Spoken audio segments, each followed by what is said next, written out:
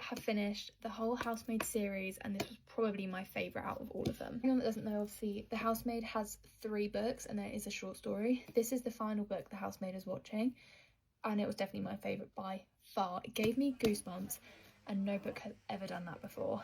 I was literally, there were so many jaw drop moments that it was just so good. It is a thicker book than the rest, I think. I'm not entirely sure, but I read this in like 3 days. I could have read it sooner than that, but I was quite busy, and even 3 days for me is quite quick. But this was just incredible. You literally get hooked basically straight away. I loved the plot. I didn't expect any of it. It makes you, okay, here are some spoilers now. This book makes you hate Enzo for like the majority of the book, and you also just find out that they're married. But I have also read The Housemaid's Wedding now as well, so stay tuned for that. But yeah, you find out they're married and they've got kids now, which is all cute. And then you just start to hate Enzo. And then I also thought that everything that was happening was actually Nico's fault.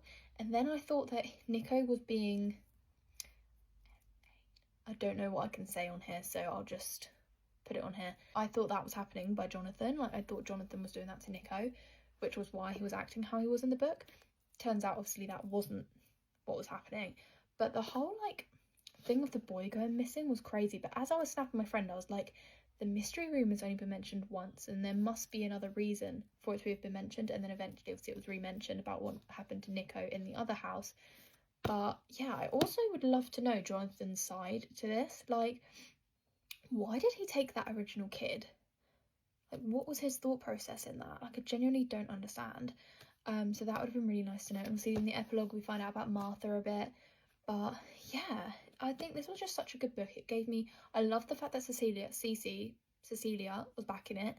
Honestly, I literally sat there. When I started reading the second book, I was like, oh, I wonder if we'll ever hear back about the Winchesters.